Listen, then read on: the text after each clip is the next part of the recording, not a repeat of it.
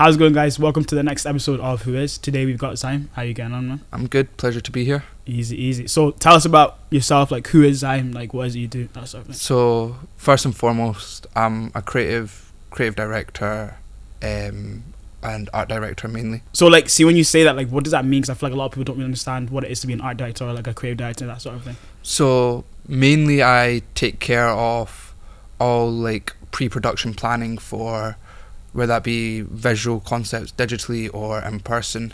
Liaise with the client, liaise with the creative team, and just almost micromanage what needs to be done. The output is up to scratch. Are the clients happy with it? Yeah. If not, redo, replan, stuff like that. And how did you like get into it? Like, was that something that you, let's say, growing up, you were kind of inspired by maybe seeing stuff like sets or seeing like the way that people have done art direction in shows and stuff, or is it more just like you just kind of fell into it, sort of thing? So going into the creative scene wasn't actually something I ever foreseen from a young age. Mm-hmm. But I was always obsessed with movies, the way movies looked, cinematography, like colour grading and stuff like that. It's always something that like I remember being really in tune with.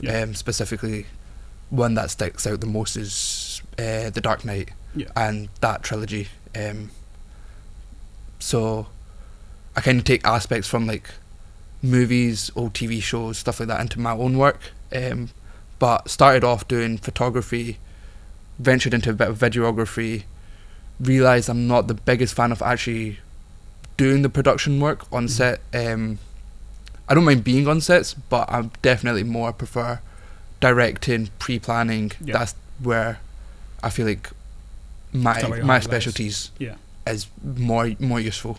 Because especially on the editing side of things and like the post-production, don't like it. What is it about it that you don't like? Like, what particularly is it? I think it's more of a skill issue, to be honest. Fair.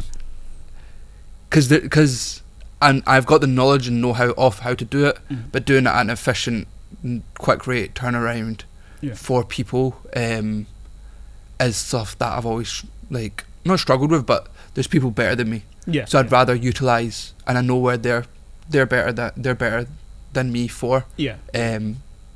Utilise better time management, better energy spent, stuff like that. Like you'd rather spend your time elsewhere and just hand it off to someone else who's you feel is better. Kind of even especially like if we want a maximum output of quality, it's probably better to have specialised people in each segment along the way, rather than just having one guy try and do it all. When everybody's got stuff that they like, and if they like it, they're normally going to be better at it. 100%. Whereas I always found like the editing side of things kind of boring, kind of not in tune with what I wanted to be actually spending my time doing.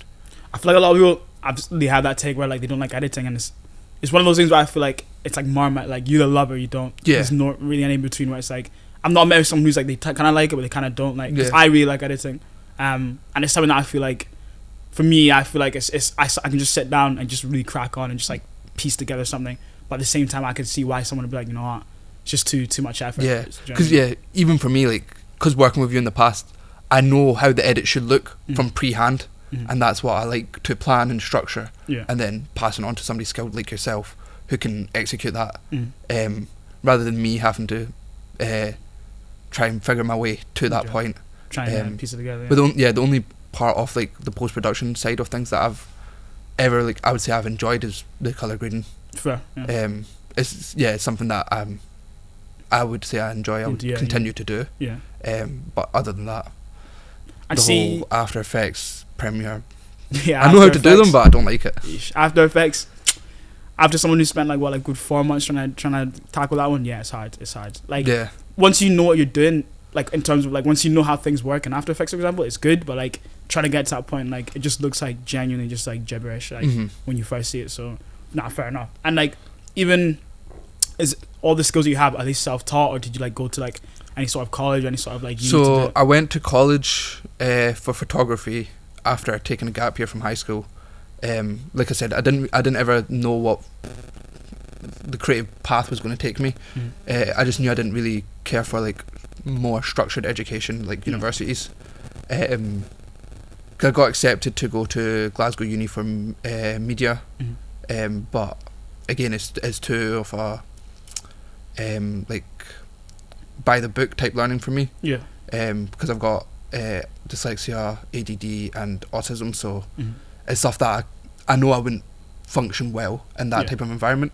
So ended up going to college for photography, just because in my gap year I was doing it, I was enjoying it. Was at college for 2 years, left at the start of COVID, or like after that, like that point in COVID. Started doing it more freelance, more independently. Yeah. From there, went into videography a bit for about like 6 months to a year, which I still do video stuff, but I'm now more proactive in the pre-production side of things. Yeah. Then from that point, realised what I didn't like, what I liked, and started pushing more into just being holding that title of like creative director. Yeah. And you spoke a bit about like being a neurodivergent creative. Like, have you found that you have to kind of adapt yourself in certain situations, or is it just kind of the same way that any other creative would kind of approach it, for example? I would say yes, not necessarily creative situations, just general life situations. Yeah. Definitely, there's just stuff that most neurodivergents would understand about having to like cope with, having to overcome, deal with. But in the creative aspect of things, it's quite good. It flourishes like different ways of thinking, different routes to the same answer, stuff like that. So it's not. I wouldn't say it's necessarily something I would struggle with. It's just there. It's all I know. So you're used to it, kind of thing. Exactly. Nah, fair enough. I feel like even a lot of people speak about going to uni and going to college to learn how to do a lot of creative things, but the general consensus, at least from what I've seen, is that it's not very. You don't really get very much that you couldn't teach yourself, basically. Yeah. A lot of stuff is like, realistically, if you put the time in, the same amount of time that you'd go to a course to do, you'd probably figure that stuff out. Yeah. And probably faster as well, for example. Yeah. I definitely feel like if you do have that time and energy to give self-learning independently out with an institute, you can definitely learn. Yeah. If not at a higher rate, because in them situations you're capped at like your group's learning speed. Yeah. So independently you can give, if you've got the time to give, you can if you wanted to, you could sit 12 hours. Yeah. Watch go through the whole Adobe tutorials. Yeah. And then even Adobe do like self-certificates, which is something that I had done. But I do think there's still value in mainstream education. Yeah. In the sense of like learning how to work with other people, more social skills, stuff like that. Which for now is why mainstream education is still classed as mainstream. Yeah, yeah. And in terms of like let's say the end goal, right? 10, 20, 30 years time, where would you say you want to be, just based on the stuff that you've been doing so far and like what you aspire to do in the future, kind of thing? To be honest, more in the not necessarily in fashion, but just more like bigger individual projects. Yeah. So like more long term, overseeing, working with like brands, like helping them work with like manufacturers. Like learn like so like their own personal branding, textures that they want to use, visual representation they want to have, so working from like manufacturers, production organizations, for like the whole conceptual identity of, let's say, somebody who we've been working with quite a lot recently, 5 Questions. Yeah. So I want to help take them further, develop what their ideas are, nurture how to get to that point as like not necessarily their in-house creative director, but associated with my work. Yeah, like consultant almost. Yeah, exactly. And like even speaking on like current projects, like what are some of the coolest like projects you've been part of like to this day, like of like recent kind of? So coolest, or maybe not even coolest, but like how have you enjoyed the most? Probably better. That's the thing. That like there's like enjoyment, but then like so enjoyment factor, I would say I really do enjoy working 5 Questions. Yeah. Chino, that's been stuff that I really enjoyed. Jesse Ho, really enjoy, because again, in a city like Glasgow, there's not always the most creative opportunities. Yeah. But working with them, they've allowed me to like really just take my ideas, run with it, Yeah. go from that point. Then I'd say like from somebody else's perspective of cool, I've done stuff with Amazon Productions, and I've done stuff with Google as well. Yeah. But they're more like, because they're so heavily established big businesses, Yeah. it's more micro steps rather than like a creative process. Yeah. And more just like a clog in their whole system. Because I guess companies of that size, they probably already have systems that they've had for years. Exactly. So you're just kind of fulfilling that system that they kind of already have, sort of thing. So yeah, which again, it's a good thing to be around, to learn about, to then like try and implement that style of working elsewhere.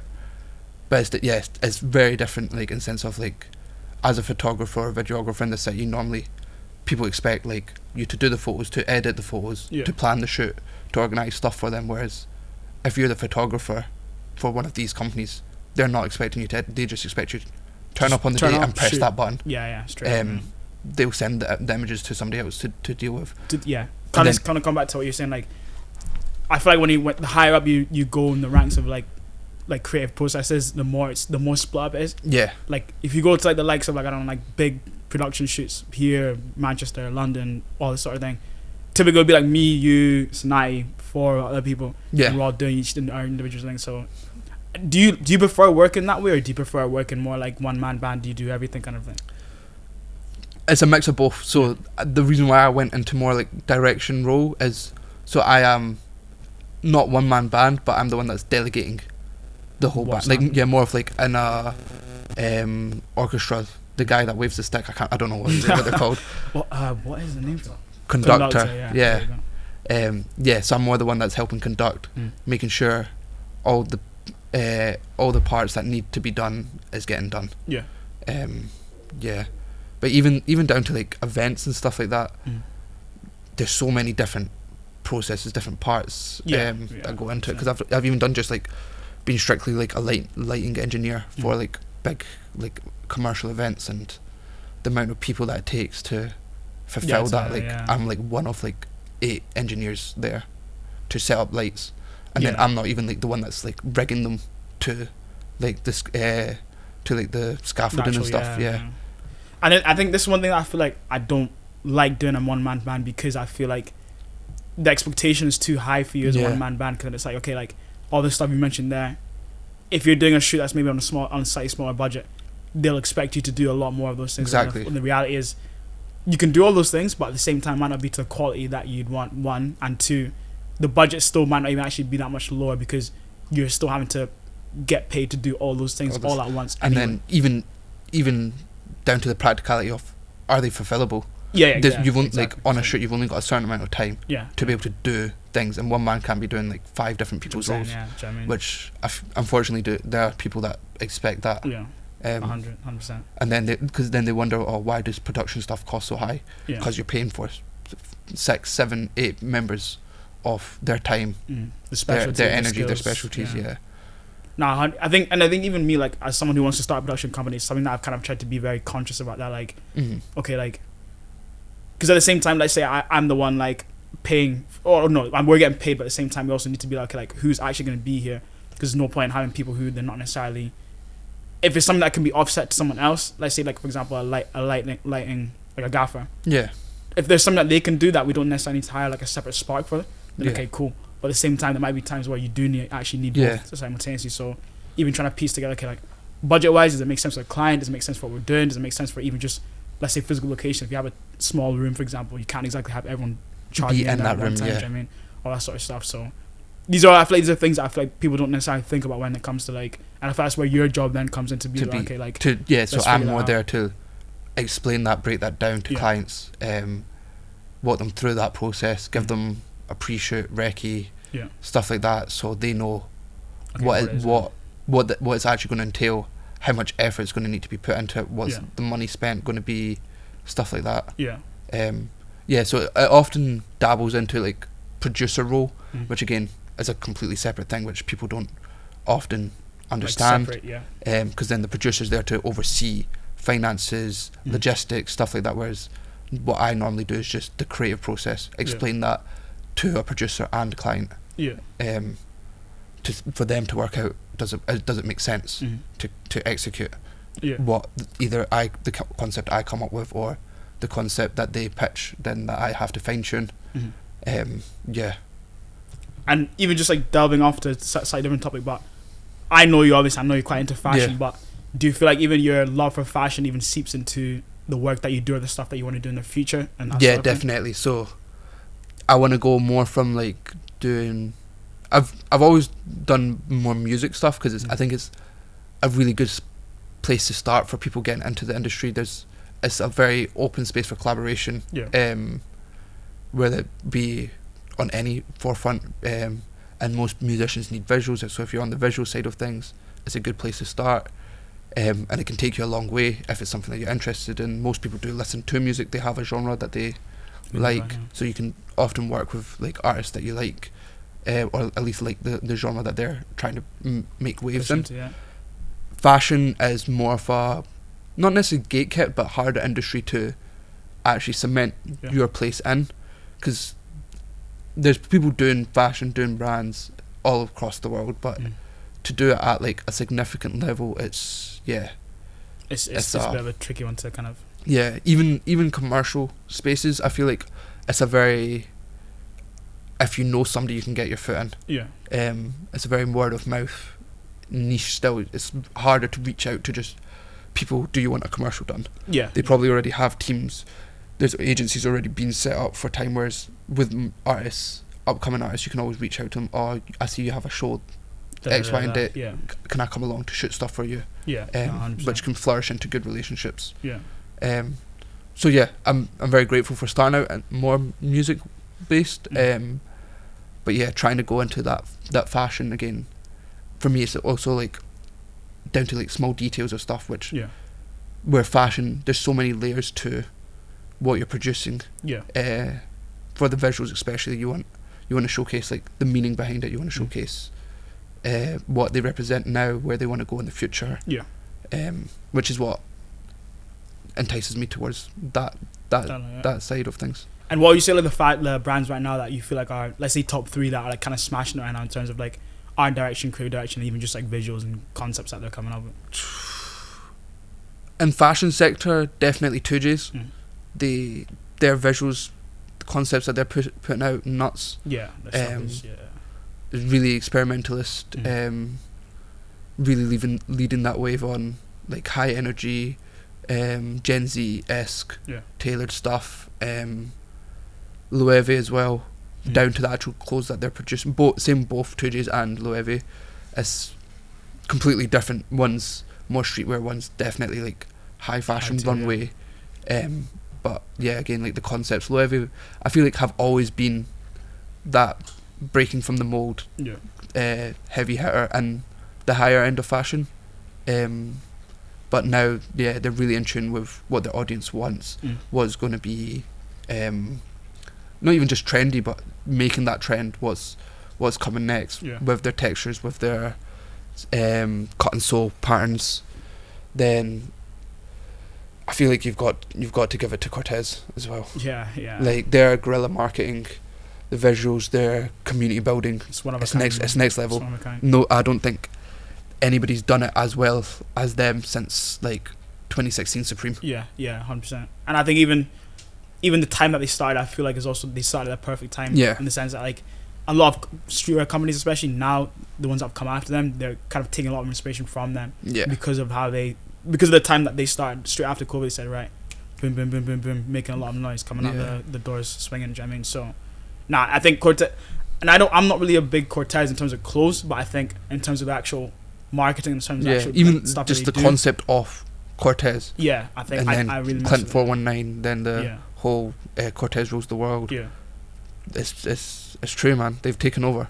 And I think even personal branding, like, it's something I personally have been trying to delve into a lot this year. But something I always advocate for. That I feel like even Cortez is a prime example of like, a lot of people that I speak to anyway, they don't buy the stuff necessarily because of the clothes, but they buy it because, like I said, they buy into the culture of Cortez. They buy into the marketing, they buy into Clinton himself. It's not necessarily to do with the clothes per se, whereas like some companies it is about the clothes. It's more like, for example, like your LVs and maybe your high end. It's like realistically you're buying it because of the actual garments and the pieces, because maybe the high quality, or you just like the design, like that's exactly that they do. So even down to like some brands are definitely more that they do have brilliant art direction and creative direction behind them, but it's definitely more forefront of the garment rather than the culture, whereas Cortez is the garments, they're still nice quality, it's good stuff, especially like the leather jackets that they released, but it's definitely more a culture and community based idea rather than anything else. I think this is where one bit where I feel like Manchester does really well. Like a lot of the brands I've seen, like Clint's or Drama, and even just some of the slightly smaller ones, like they seem to be like, it just seems like a place where it's very much culture first. Even into their music scene with Nems, Meeks, Manny, they're probably the two biggest right now, I would say, coming out of Manchester. But they got pushed to where they are now because they've got such a strong community behind them. And it speaks volumes for them. Do you feel like Glasgow has the potential to have their own side of things in terms of that? Like, do you feel like there's a space or something brewing in the space, in the sense that like a culture first and then the creatives kind of behind it, sort of thing? I feel like every city has the opportunities for it. Yeah. Whether the people in the city want to allow that to flourish. Yeah. And I feel like, as not even as of recent, but like the last like 5-6 years from what I've been working in Glasgow, there's elements of it happening, but then it just fades away. Right, like it starts then stops. Yeah, there's elements of like, something big's going to come, like there's going to be a monopoly effect, like but then whether it be like COVID, big breakout of time, of like actual in-person things happening, then whether it be like certain event spaces getting shut down, certain things happening, people's conduct within the space, I think one day it will, or to an extent, maybe not the level of Manchester, definitely not London, just because they've got volumes and numbers. Yeah, like population alone. Yeah, and then with number, there's more money circulation to allow for things like that. But I think at some point, especially now, like you're seeing it a lot with Northern Ireland. They're smashing it. Dublin's the Northern Ireland one. Yeah.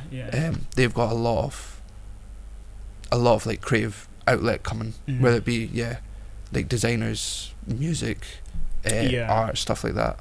Who is it? Is it Jordan Adetenji? Is that how you say it? I think so, because he was the one that was on. Yeah. For example, even that alone, like I remember I heard this like classic TikTok. I just kept hearing it, but I didn't know the guy was from Ireland. Yeah, even me up until recently, like after I even heard the Clanny like remix, I just thought he was like just generic UK, like like just like a UK artist. But he is very much Northern Ireland. But to be fair, that song kills me, right? Because it's like he made a song about her. Obviously, she jumped on a remix to sing about herself. Yeah. To say, do you know how the aura must be crazy? I feel like to be able to jump on a song about yourself and say about yourself. Nah. So, everyone look at me. Fair, man. And the fact that he actually he made a song about the girl. Yeah. Then the girl heard the song, was like, "Can I?" I like it. Yeah. I'm gonna jump on the remix. Yeah. And she didn't even do it in like a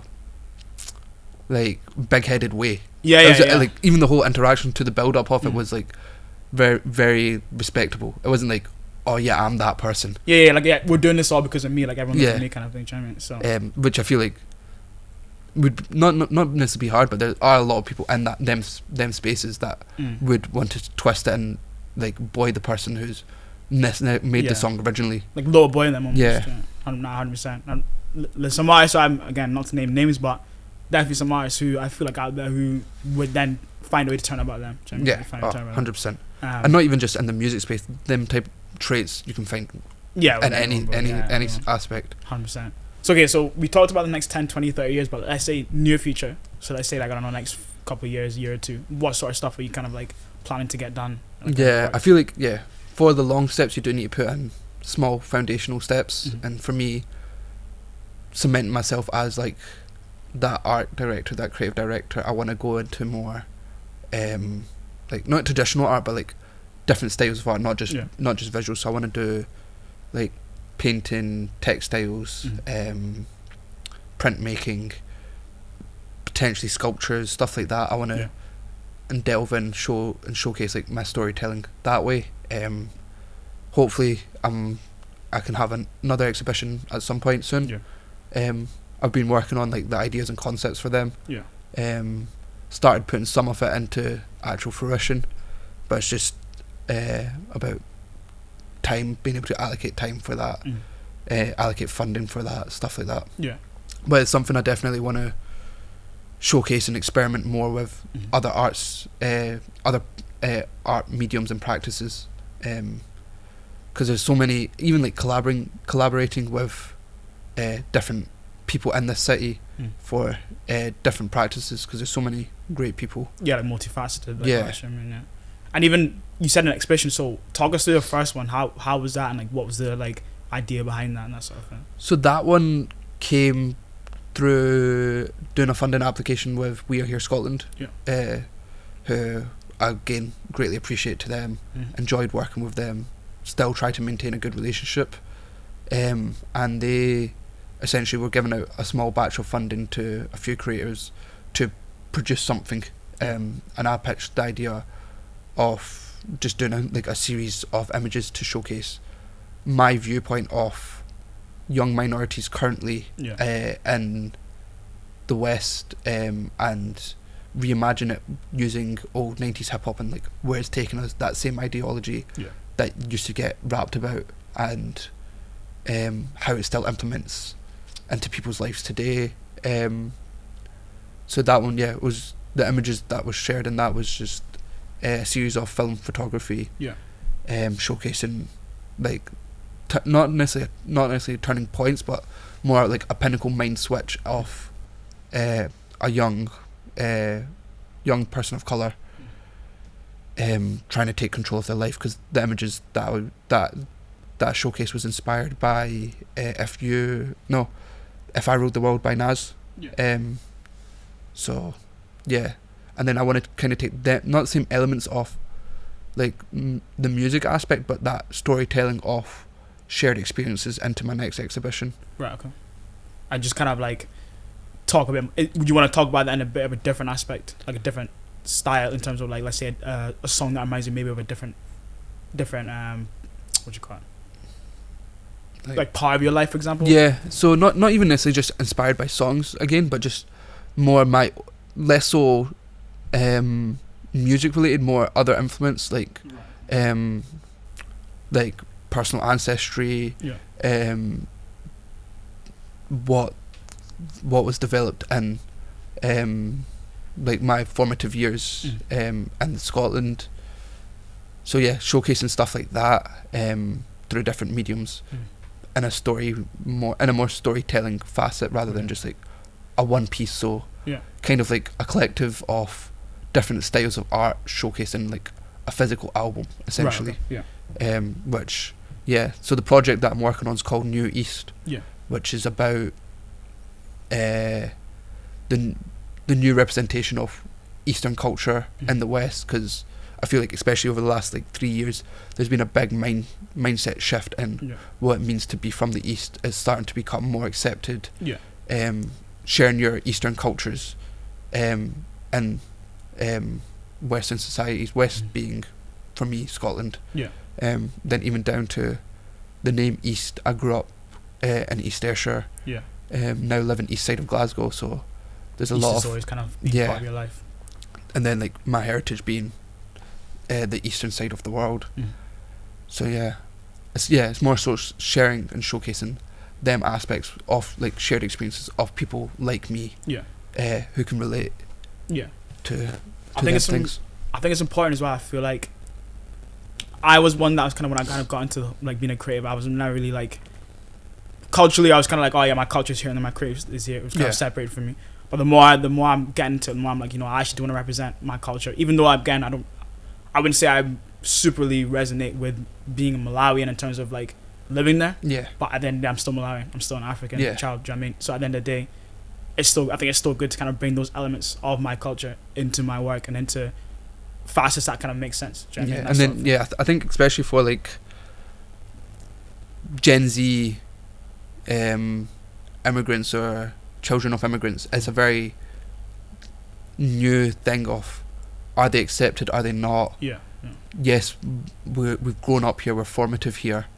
I was born here, but to Scottish white people, I'm not one of them. Yeah. I don't. We physically have differences. Yeah. Culturally, we have differences because I've got that input of my ancestors' culture, and through my through my parenting, stuff like that. Yeah. So there's a lot of stuff that, even though I've grown up side by side, people I don't have any correlation of relatable culture to them. There's a bit of like difference, a lot of differences that you might not necessarily see until you're like, let's say, individually in your own homes and that sort of exactly thing. So yeah, definitely, and I think it's important as well because it's like, even in some of these spaces, there's not a lot of people who look like me or you. No. So even to represent our culture within the work that we do is also good, because then it's like, okay, like for the people who are below us coming up, they'll see that and be like, okay, so like it is possible for me to actually infuse some of my culture and some of the things that I like about, I don't know, where it is I'm from, into the work that we're doing, or even just seeing people in those spaces that have been like ethnic minorities and that sort of thing. So 100%, I'm on board with that for sure. And then even down to like, a lot of other ethnic minorities will understand that trying to do something creative might not be culturally or accepted and supported by their family. Luckily for me, it's something that always has been, by my mum, by my siblings, by my direct immediate family around me. They've not really ever made it an issue for me. But I know for other people that can be the case. Even me, like I think my parents are definitely more on the lenient side, but even they were also a bit like I went to uni, got my like cybersecurity degree, right, done all that, and then when I finished, I didn't get a job in cybersecurity. So when I didn't do that, my parents were kind of like, whoa, like they understood what it is I was trying to do, but the same, you know, the ones where like they understand but they don't like it. Which I'm trying to say, like it was one of those sort of situations. So I've seen that a lot. I never even seen obviously the extreme end where it's like you can't even like do that whatsoever. Do you know what I mean? That sort of thing. So I think it's, even me, I'm still trying to pave the way, even for people like my cousin who's trying to be a DJ, for example. Like again, he actually lives in Malawi as well, so it's even more different for him in the sense that like even there it's already culturally just seen as like what are you doing, yet alone here where it's still even a bit like that, but maybe less so than it is there. Do you know what I mean? So, and then like you also need to understand the parents' point of view, why they don't want your kids, 100. How much they've sacrificed to get to that point of being able to provide a better life. And then especially parents might see it as like, I've done so much sacrifice and you're just pissing around. Realistically, but like these this phone, this thing didn't exist 10 years ago. Yeah, so it's so new that like that they don't know what the outcome, what the potential is. Yeah, exactly. Like the amount of people making money off of like TikTok now, like it's ridiculous. To them, they don't even know TikTok fully. Like, is it something that can be monetized? Why is it getting monetized? How? Like where are you even getting the money to even like do all that sort of stuff? Yeah. And I feel like we're getting to a point now where like let's say 20 years ago, American Dream, all sorts of stuff, working a 9 to 5, like it's pretty standard. But it kind of feels like there's a bit of a shift now where, at least especially in the West, where it's like 9 to 5 is cool and that, but I feel like people are starting to venture outwards of like the default path, which is get a degree or just go into work and rise up the ranks kind of thing. 'Cause it's like there's so many more ways to make money now than purely just 9 to 5, and there's so many more accessible ways, because realistically, again, we all have phones, most of us. If you film a bunch of videos like this, or like let's say like I don't know, make a bunch of videos for 2, 3, 4, 5 years, next thing you know, brands are going to stop saying, "Oh, we'll pay you X amount to do X thing." Yeah. All of a sudden now you're making the same income you would have made. Exactly. For a lot of people, it's stuff that's so normalized that they're interacting with now, so they see how it's made. Yeah. They can make it themselves. It's so much more accessible. Yeah. And then like that traditional 9 to 5 mindset and that like work your way up is kind of getting pushed away because there's no development for that anymore. I feel like 100%. Yeah, not to be that corny guy, but word to Jaden Smith, socio-economic. Let's start a socio-economic state of the world, man. Yeah, man. No, it's like, even especially in the UK, like it's such a bad mindset of they want to try humble you at every point. Yeah, 100%. So even when you are trying to do something out of the ordinary, which is actually becoming far more common. You see far more people starting like side hustles, extra ventures one, because they need to. Yeah. Two, because they can. It's more accessible, and people are still trying to like humble you, make it look like it's not a normal Yeah, thing. trying to lowball you. I think even like I remember the first time I made like what I'd count as like digital money. I was saying that, I was like, it just felt strange to me. I was like, bro, I've literally made the same amount of money, if not more, doing just taking photos. Yeah. Than I would have if I was like actually working 9 to 5 day in day out, like Exactly. Monday to Friday. It was a very strange experience, and I think even like the more you do that, the more you start to realize, oh wow, like so there actually really is money in this. Like it's not even a case, because I feel like a lot of people think like, oh, it's a bit of chump change here and there, and it can be, but also can be like there's people who are making six, 7 figures life-changing money off this stuff. Do you know what I mean? So and then you get people who go too far one side and they spiel or working a 9 to 5 some BS. Yeah. But doing creative work's not for everybody. And that's the thing, like it's hard work. Like even societally, we need 9 to 5 workers. Like 100%. We need people 100%. working in shops. Like they're still admirable jobs. Do you know what I mean? Like I think even me, I feel like I was very guilty of that when I first kind of started doing my like entrepreneurship stuff. I was kind of like, oh, like 9 to 5, like get out of here. Like if you work 9 to 5, you basically just forget about it. But the more I think about them, like, you know, actually not everybody really cares to do entrepreneurship. No. And not only that, even if they do care for it, bro, it's hard, bro. It's it's genuinely, I think it's one of the hardest things I've ever tried to do, just because you really need to send for it 24/7. Like you really need to want it. Like being self-employed, it's not an easy front. Do you know what I mean? Like it's not like, and people always say, oh yeah, everybody says that, but until you're actually doing it, you've got bills to pay. Bro. Yeah, it's different, bro. It's sometimes it is easier just to be working at a desk, bro, getting handed what you need to be done. You know how much you're getting paid. You know what your ins and outs are. Like you know who you're gonna see on a day to day. Like especially if you're someone who likes routine, I can see why you'd choose that over like being an entrepreneur. And then for the people who do like that routine, makes sense why they're leaving this country, because they're not paying the worth of that now. Because I feel like the value of mundane jobs, so and so, has gone up. Yeah. Because so many less people want to do them. Actually do them, 100%. So bin men, they probably don't even get paid currently what they should to keep cities clean, but they do still get paid better than like some other roles. Yeah. But it makes sense why people are dipping out of this country. That's the thing, like I've heard a lot of people say like, oh, going to Dubai, going to America, and even obviously myself, I want to go to LA. You're a big advocate of leaving this country. It's just one of those things though. It's like you said, like the longer I stay here, the more I'm like, for me personally, I just can't even justify anymore. I'll be honest. Like it's getting to that point where it's like I'm paying more and spending more time and more resources to get less. Exactly. So it's like, realistically speaking, it's like, okay, like if I was to do the same amount of work, the same amount of things I'm doing here, but maybe somewhere else, would that pan out better for me? And 9 out of 10 times it does. And I'm fortunate enough to have been able to travel as well a lot the past year or two, and I've just even that alone just opened my eyes to say, okay, like life can be different. Like it doesn't have to be the way that we typically, because obviously like if you grow up and like you used to like say like UK life or wherever you grew up, you know what you know. Yeah. You don't know anything else. So it's only until you leave that environment you start exploring other things, like oh, so in Spain they do that. Oh, okay, in Morocco they do this. Oh, okay, like in Malawi they do that. Oh, interesting. And you start to pick up elements and think, okay, like, does this make sense to me then to stay here or to go to those places where they do those things that maybe I enjoy more, maybe I resonate with more, that sort of thing. So that's kind of where I found myself anyway. Do you know what I mean? So. Even me, I'm like, after like personal conversations we've had, I'm more leaning to the front of leaving this space, leaving this country. Because before I used to not argue with you, but I would debate. I'd be like, nah, I want to stay here. I want to help develop. Yeah, like the scene. Yeah. But at the rate of what development can be done, it's just so draining. It's so bills going up, council tax goes up. Yeah, man. Not getting any cheaper. I'll tell you that. Not getting cheaper. Even car insurance, like you've seen some of the quotes that I've been getting from these cars. No. 4 or 5 grand. Because again, like that's a big one. Like I'm big car enthusiast, and this economic, I had to sell my car, man.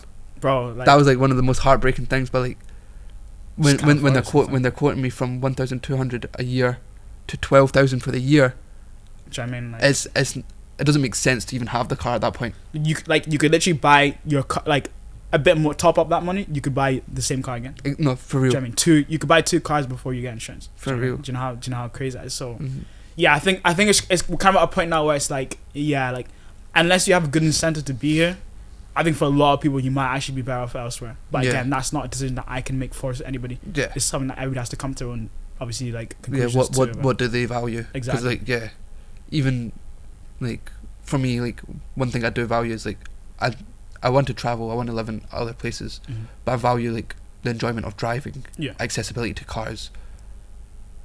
The only other place that I would say is equally accessible to cars or like that car cultures that I know of anyways, like the rest of Europe or America. Yeah. And to me it's still the same environment to what I'd want. Yeah, like it aligns with you in other ways as well as just the car thing. Because like even like cities like Japan, it's got a big car culture, but when you actually go into researching what it's like to own a car in them cities, it's because of how condensed it is, it's not a practical thing. Yeah, like you might not actually get that much use out of the car anyway in the first place. What kind of got you into cars in the first place? Like what? To me, why for cars, me, like people are like, oh, have you always been passionate about like creative? No, my passion's always been mainly actually cars. Yeah. Just growing up, my family, South Asian families, they care more about what the driveway looks like than the garden looks like, to be honest. Yeah. Everybody in my family like I've always seen somebody close to me in my family like tinkering with cars, having nice cars. Yeah. From even like my mum to my uncle, cousins, it's that like as cliche as but like that brown boy in their cars culture. And then for me like vintage BMWs especially because like as a kid they weren't vintage at the time, but that was like the cars that like my older cousins were pulling up in, like old E36 M3s, stuff like that. Like those are the cars where were like the current new M3s. Yeah, so to me that's always been like, oh, I want to have one of them when I'm older. And you own one too as well, don't you? So, do you know what I mean? Yeah, let's not talk about that though. we'll bring it back though. We'll spin that one back. Maybe on another conversation. But yeah, cars for me is like people are like, oh, like what's your motivating factor? For me it's going out, seeing nice cars, driving nice cars. I'm lucky to have like a few clients that have allowed me to experience being with nicer cars. For example, when we hit up McLaren and stuff like that, being around like their process of things, it's nice. It helps makes things more tangible. Yeah, no, 100%. I've always been a big advocate for window shopping.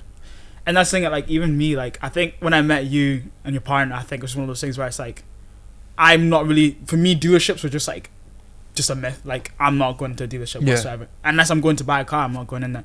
But going with you guys, I made it okay. It's actually a lot more, it's actually okay to just walk in and just say, just can I have a look straight up? Like, and even having, like you said, like being able to jump in the car and actually feel the materials and all that sort of stuff. It sounds stupid, right? But when you actually do it, you're like, oh, I actually really like this car. Or you start to resonate with it more because you're like, you felt it, you've experienced it, you've taken it for a test drive, so on and so forth. So, I definitely think that like cars are one of those things where like when you're into them, it's just fun, man. It's just myself. It's again like everybody's got their outlet of what they enjoy. It's just another form of that, like adrenaline junkies. Some people love skydiving. Some people love to collect like trinkets, stuff like that. For me, it's like having a nice car, driving it, the thrill, the enjoyment. And people are like, oh, why'd you like everybody that whole cliche of like, oh, making your car loud. Majority of the time, it's not for anybody else but the driver themselves.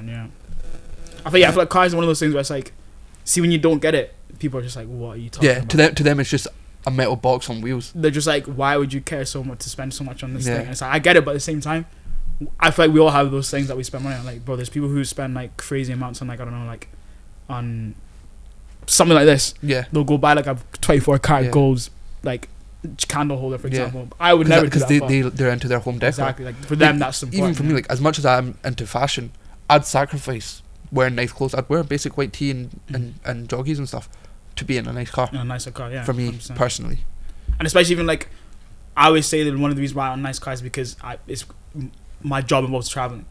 So realistically, cool. I can go and get a banger. That's fine. It get me A to B.